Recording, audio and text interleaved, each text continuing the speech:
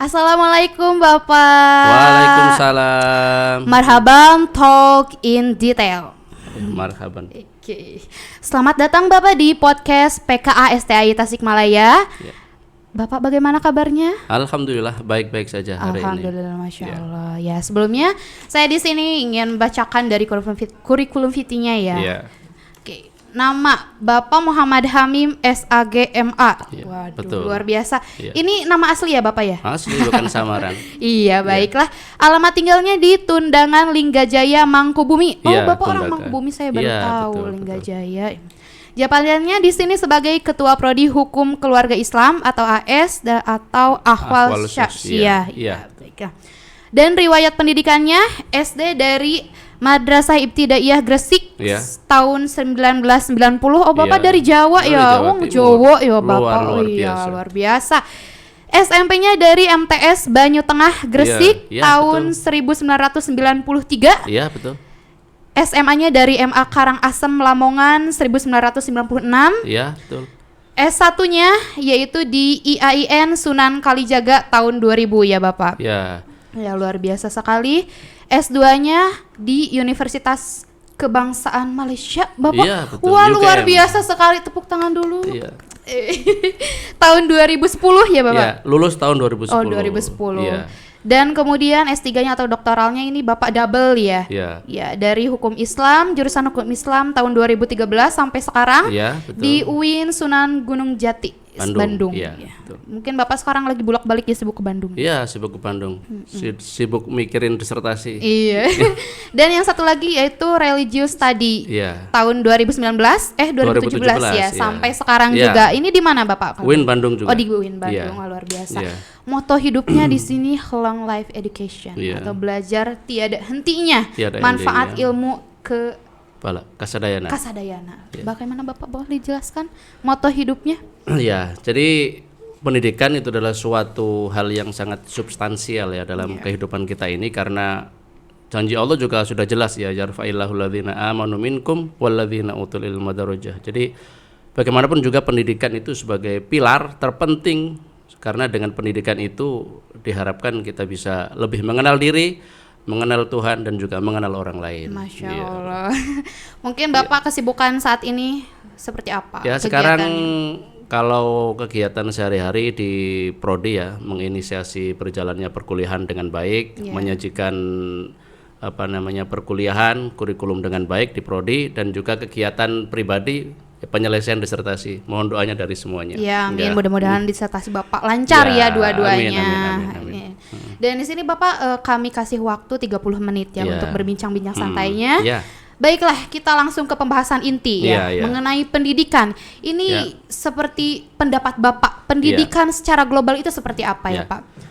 Pendidikan secara global, sebagaimana saya katakan tadi, bahwa pendidikan itu adalah sebuah basic, ya, artinya kita sesuatu yang dasar, elementer, yang harus kita perjuangkan, yang harus kita kejar dan harus kita upayakan sampai kepada pendidikan yang tertinggi ya. Iya. Jadi S1, SD sampai juga S3 itu memang harus kita upayakan. Saya masih ingat dulu ketika pendidikan di Universitas Kebangsaan Malaysia, bahwa tanamkan dalam diri Anda bahwa Anda harus menjadi seorang doktor. Nah, itu yang memotivasi saya sehingga saya belajar sampai sekarang, dan motivasi itu saya rasakan sampai sekarang. Ya, ini Ya. motivasinya bisa diterapkan juga ya sama Ya, teman-teman mahasiswa lain. bisa. Mudah-mudahan ya. Luar biasa sekali Bapak ini. Ya. Dan ini Pak, kalau misalkan berbicara pendidikan itu pasti ada faktor penghambatnya. Nah, boleh dijelaskan mungkin Bapak faktor penghambat menurut Bapak seperti Iya, apa? jadi faktor-faktor yang menghambat itu ada dua faktor ya, ada faktor internal dan juga ada faktor eksternal ya. Faktor internal itu ya kita harus, sebagaimana Rasulullah mengatakan bahwa sesuatu yang musuh terbesar dalam diri kita itu adalah diri kita sendiri ya. Iya, betul. Karena kita kalau malas ya belajar, maka itu berimbas juga pada diri kita. Itu faktor yang harus kita singkirkan dahulu ya. Sehingga faktor M ini, malas, itu menjadi sesuatu hal yang harus kita singkirkan dan dalam kehidupan diri kita. Kemudian faktor eksternal ya, ada faktor dari luar ya. Faktor dari luar itu misalkan sekarang ya kondisi pandemi ya. Pandemi seperti ini menjadikan model pembelajaran kita ya Ini melalui sebuah ya sesuatu yang sangat sulit gitu ya, dari adanya daring ya, pembelajaran daring, juga ada pembelajaran klon ya, kelas online, dan juga ada pembelajaran yang lain. Kalau di kampus kita kan menerapkan blended learning ya, jadi itu sebuah upaya yang harus kita upayakan juga. Dan juga ada sebuah hal yang memang sangat penting, bahwa kita harus sadar bahwa segala sesuatu memang harus perlu adanya biaya ya. Nah, ini menjadi sebuah, kadang-kadang dalam sebuah proses pendidikan ini menjadi sebuah kendala yang sangat luar biasa. Tapi yakin bahwa ketika Allah sudah menyuruh kita untuk belajar, maka di situ Allah juga akan menyediakan sebuah jalan untuk bisa mengatasi problem itu. Iya, di Gitu mana ya. ada usaha pasti ada jalan. Iya, di mana ada usaha, di mana ada jalan. Kalau tukang parkir, di mana ada jalan, di situ ada usaha. Nah, itu perbedaannya. Perbedaannya begitu. Jadi kuncinya itu kita harus menghilangkan rasa malas ya, Pak. Betul, Harus mengusir rasa malas dari itu. Mungkin Pak, ini berbicara ke pendidikan di Indonesia. Nih, menurut Bapak, permasalahan yang ada di Indonesia nih terkait pendidikannya bagaimana? Kalau pendidikan secara umum, secara konsep sangat luar biasa. Ya, di Indonesia itu berbagai metode kita terapkan. Cuma yang saya sayangkan itu di Indonesia belum punya kurikulum yang ajak terkait dengan pendidikan. Sehingga kalau ada model dari luar dianggap bagus, kita adopsi itu. Kemudian misalkan ada lagi kurikulum yang lebih bagus, kita adopsi lagi. Sehingga model pembelajaran yang seperti ini akan berimpact juga kepada anak didik kita ya, kepada murid-murid kita, dan juga kepada mahasiswa kita. Karena bagaimanapun juga lah, sebuah perubahan itu memang harus ada, tapi kalau sebuah perubahan tanpa mempertimbangkan aspek kultur dan juga aspek-aspek yang lain, budaya dan sebagainya, itu akan terasa jomplangnya, akan terasa ketidaksinkronannya begitu ya. Iya, betul, setuju dengan itu. Mungkin karena di Indonesia itu kurang melihat bagaimana cara penyesuaiannya, Pak. Iya. Mungkin itu. Baiklah, selanjutnya. Apakah menurut Bapak di Indonesia ini pendidikannya sudah berfungsi sebagaimana mestinya, atau mungkin tadi berbicara seperti tadi lagi ada kendala-kendalanya, namun seperti Bapak bagaimana? Sudah berjalan dengan baik atau belum menurut Bapak? Secara teknis sudah berjalan dengan baik. Cuman kalau saya sebagai alumni institusi keagamaan itu sangat menyayangkan dikuranginya jam-jam belajar tentang keagamaan. Tapi memang betul bahwa segala sesuatu itu memang harus ditanamkan sejak dini tentang prinsip-prinsip dalam beragama, itu memang harus ya.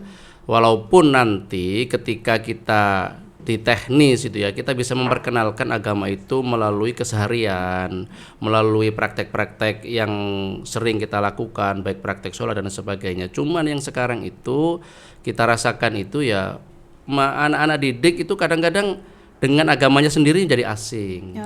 Seperti tidak adanya jam tentang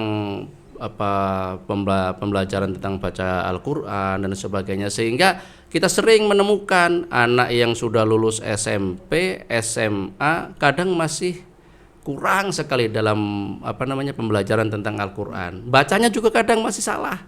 Begitu ya, panjang pendeknya salah. Ini menjadi bagi saya yang konsen terhadap ilmu-ilmu keagamaan ini PR besar bagi kita, dan itu perlu sebuah solving, perlu sebuah penanganan yang harus juga luar biasa juga terhadap fenomena ini, begitu. Ya, termasuk saya sendiri. Baca Qurannya masih luar biasa, banyak kurangnya begitu ya, Pak. Baiklah. Ini kan Bapak di sini sebagai ketua prodi dari hukum Islam, hukum keluarga ya, Pak. Ahwalus Syakhsiyah. Dah, sebelumnya mungkin Bapak punya visi misi nih mengenai program kedepannya Ahwal Syakhsiyah. Nah, bagaimana nih Pak penerapannya kepada mahasiswa saat ini gitu, visi misi Bapak? Coba. Saya mempunyai visi ketika anak-anak masuk ke prodi Ahwalus Syakhsiyah ataupun prodi keluarga hukum Islam, mereka mampu menguasai ya minimal 60% ya dari kurikulum ataupun mata kuliah yang diajarkan. Seperti di situ misalkan dasar-dasar ilmu keislaman ya, ada namanya pengantar studi hukum Islam, kemudian di situ ada fikih, ada usul fikih, kemudian masuk lagi kepada fikih munakahat 1, fikih munakahat 2, ilmu waris, kemudian hukum keperdataan Islam, ya. Kemudian ada qawaid fikih dan juga ada qawaid usuliyah. Kadang-kadang mahasiswa merasa asing dengan ilmu-ilmu itu. Ya, betul sekali. Nah, sehingga target yang kita harapkan itu mereka di samping bertemu kita dengan dosen di kelas, ya juga mereka harus mengeksplorasi diri, lebih banyak belajar lagi sesuai dengan silabus yang diberikan oleh dosen, ya. Kemudian mereka mengeksplorasi sendiri karena bagaimanapun juga jam tatap muka dengan dosen itu sangat minim.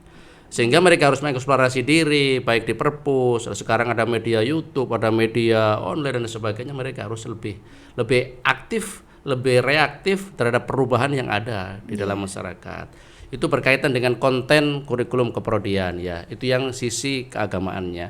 Ada juga yang kalau di prodi itu ada sisi hukum positifnya. Di situ ada pengantar hukum Indonesia, ya, pengantar hukum, ya, pengantar ilmu hukum, ada pengantar tata hukum Indonesia, ada hukum perdata 1-2, ada hukum pidana, kemudian ada hukum acara perdata, hukum acara pidana, hukum acara tata usaha negara. Nah, semua itu dalam kerangka kompetensi utama dalam prodi hukum, terutama dalam prodi hukum keluarga.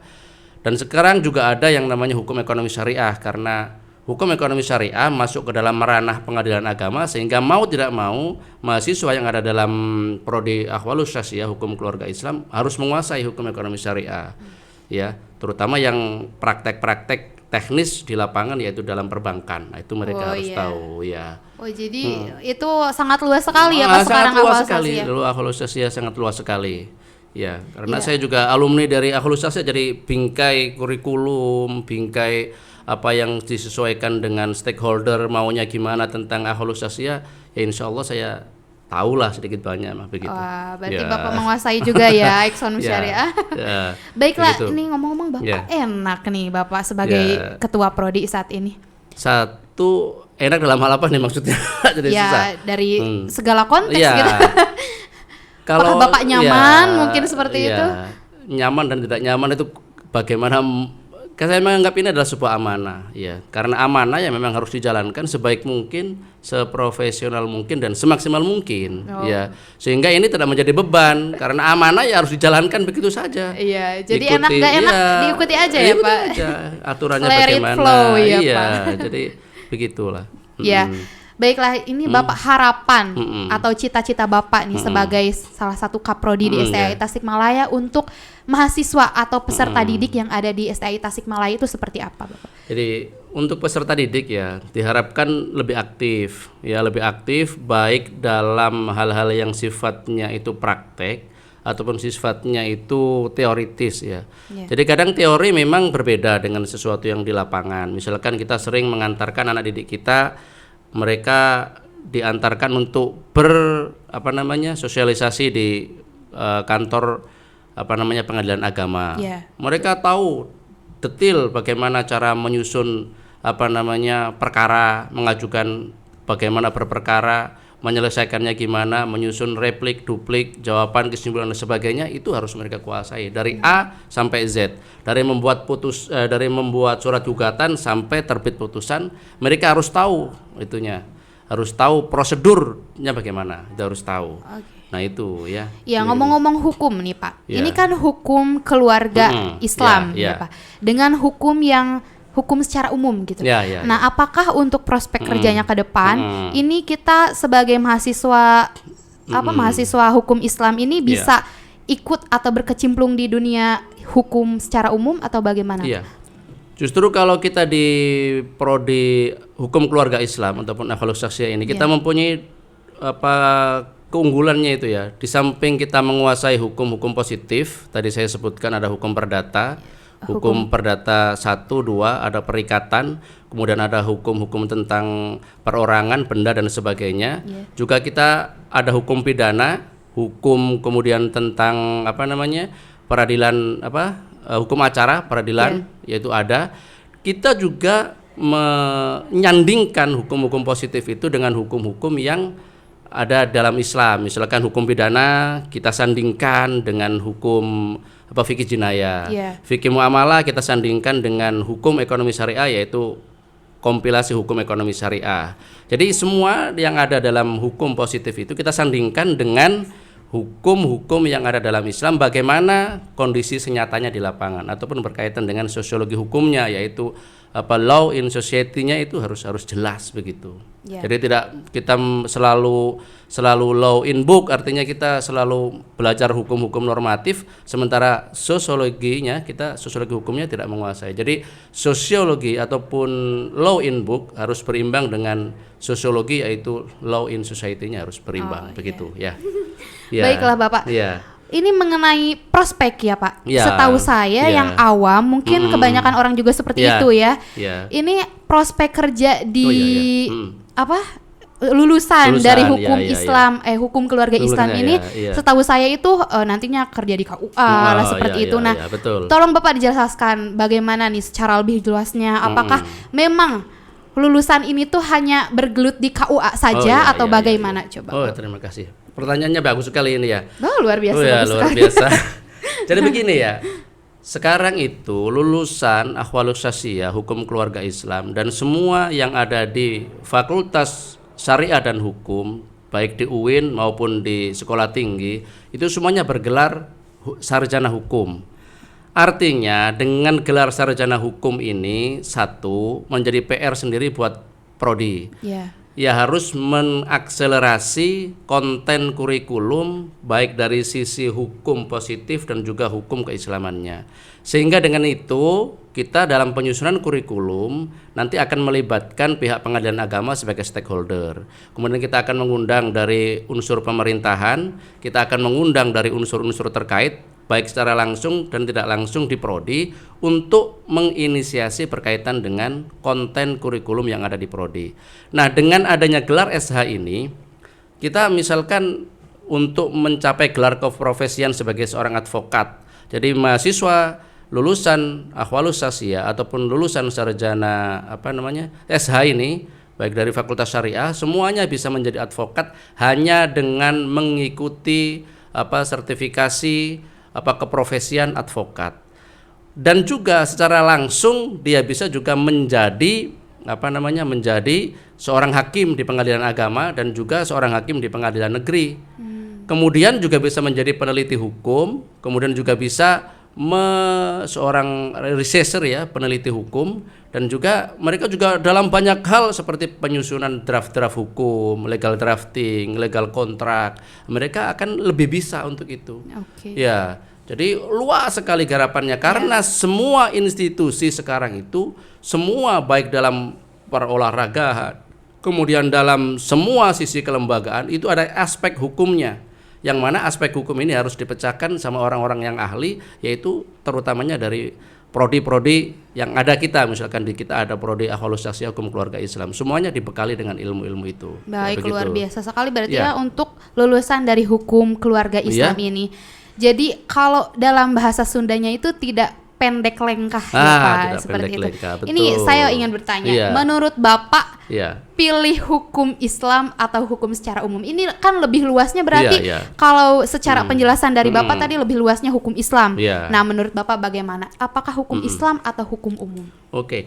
Kalau untuk kita pribadi, karena kita meluk agama Islam, secara pribadi kita kalau sesuatu yang sifatnya hukum itu kan ada yang bisa diusahakan secara pribadi, ada yang harus diusahakan secara bersama-sama. Nah, hal-hal yang sifatnya kita harus mengupayakan seperti kalau dalam hukum Islam ada fardu ain ya, itu harus kita laksanakan dengan sendiri, tidak boleh melibatkan orang lain. Tapi ada juga hukum itu yang sifatnya adalah fardu kifayah ya, seperti hukum-hukum positif ya. Jadi kalau fardu kifayah ya memang harus diusahakan bersama-sama. Ya, jadi tidak ada pilihan antara hukum Islam dan hukum kenegaraan. Jadi semuanya memang harus dikombin. Jadi semua saling mempengaruhi, yang satu mempengaruhi yang lain, yang satu mempengaruhi ini, yang satu. Jadi semuanya saling mempengaruhi. Jadi tidak saling dominan begitu. Tidak boleh misalkan karena kita kondisi negaranya kan negara yang berdasarkan kesepakatan Pancasila. Maka kita mau tidak mau harus berada dalam koridor itu.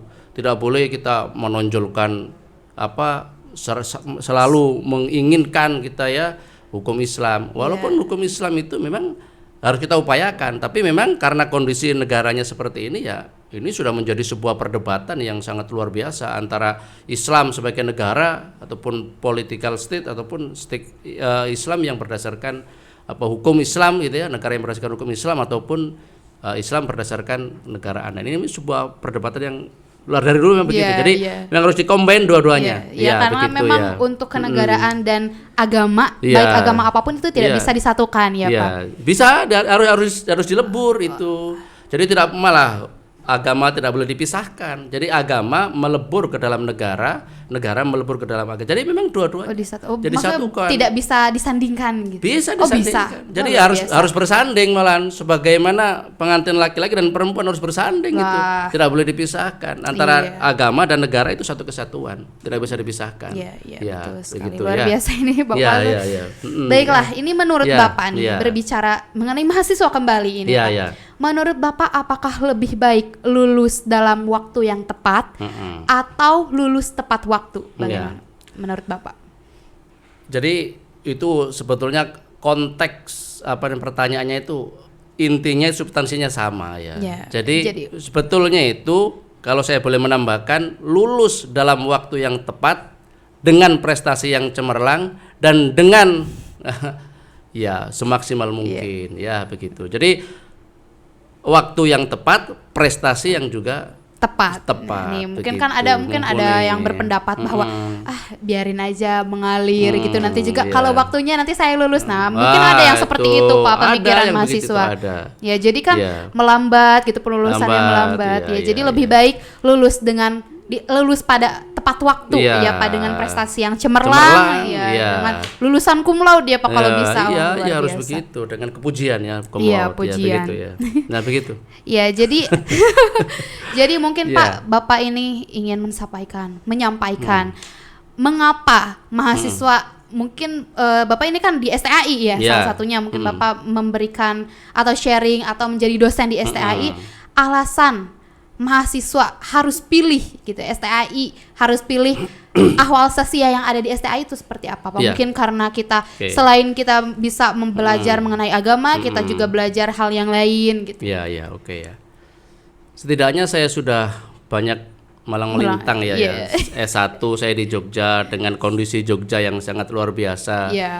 Menonjol dalam sisi filsafatnya, menonjol dalam sisi keilmuan yang lainnya. S2-nya saya di Malaysia dengan basis keilmuan juga syariah juga. Ya, saya tahu lah minimal atmosfer yang ada di sana juga. Terus kemudian S1 di bidang S2, S3 ya, dalam bidang hukum walaupun belum selesai sekarang. Kemudian saya teruskan lagi dalam bidang studi religious study juga di S3 juga. Ini menjadikan gambaran bagi kita bahwa sebetulnya kuliah di mana saja itu sama sebetulnya. Apalagi kalau misalkan kita belajar di konteks STAI itu satu-satunya program ataupun sekolah tinggi yang ada di Tasikmalaya yang luar biasa prestasinya. Terbaik se-Jawa Barat Banten, udah 3 tahun, hampir 4 tahun berturut-turut ya. Kemudian semua prodinya sudah terakreditasi dengan B, DAS juga terakreditasi dengan B. Ini bukan sesuatu yang sangat membanggakan saya kira. Sekolah swasta, sekolah tinggi agama Islam dengan prodi yang 7, kemudian semua prodinya hampir tersertifikasi dengan sertifikat yang sangat baik. Ini luar biasa. Luar biasa, program penghargaannya luar biasa. Makanya tidak boleh minder. Jadi tergantung kitanya. Sekarang kan sudah terakreditasi sekolah swasta, sekolah negeri. Itu yang nanti akan membedakannya itu adalah dalam skill ya, dalam skillnya, ya personal skill lah nantinya. Walaupun nanti dari tidak penerimaan pegawai negeri, penerimaan karyawan dimanapun juga tidak pandang dari perguruan tinggi manapun, sama saja. Yang penting dia mempunyai soft skill, hard skill dan juga personal skill yang mumpuni itu sangat luar biasa. Kita Jadi, bisa bersaing. Jadi tidak boleh minder, saya mau lulusan ini, saya lulusan ini. Enggak, sama saja. Semuanya tergantung diri kita. Yang menentukan masa depan adalah diri kita. Yang lain itu adalah sebagai penunjang saja. Jadi kita yang harus maju, yang harus aktif, yang harus selalu reaktif terhadap semua perubahan untuk berakselerasi dan juga bersaing dengan yang lainnya. Begitu ya. Iya, jadi intinya untuk teman-teman yang belum kuliah khususnya Pak, bagaimanapun dimanapun keadaan apapun kampusnya, kita harus tetap mengembangkan diri kita betul, Pak. betul. Karena yang akan menjadi patokan atau misalkan tujuan, keputusan yang ada di hidup kita, masa depan kita itu adalah diri kita sendiri. Iya, betul. Baiklah Bapak, akhirnya pembicaraan kita sudah selesai. Terima kasih Bapak atas waktunya. Dari A sampai Z nih saya udah berbicara. Terima kasih sekali lagi Bapak. Semoga untuk kedepannya, khususnya untuk doktoral Bapak untuk double degree-nya ini luar biasa. Dokter. Oh iya, double dokter. Aduh, salah saya. Double dokternya mudah-mudahan lancar dan lulus di waktu yang tepat. Amin. Bapak begitu. sebelumnya coba lihat kamera dulu. Say hello. Say hello Bapak. Bentuk love heart dulu Bapak. Asik. Iya. Jangan lupa Pak. Tolong bilang Bapak subscribe. Silakan subscribe. Like and share. Akun YouTube-nya PKA TAI Tasikmalaya. Komen yang banyak. Komen yang banyak dan juga jangan lupa di-share ya Pak, biar kita sharing positif vibe ke banyak orang. Betul. Baiklah. Silakan datang ke kampus STI Tasikmalaya terbaik se-Jawa Jabar Barat, Banten. Wassalamualaikum warahmatullahi wabarakatuh.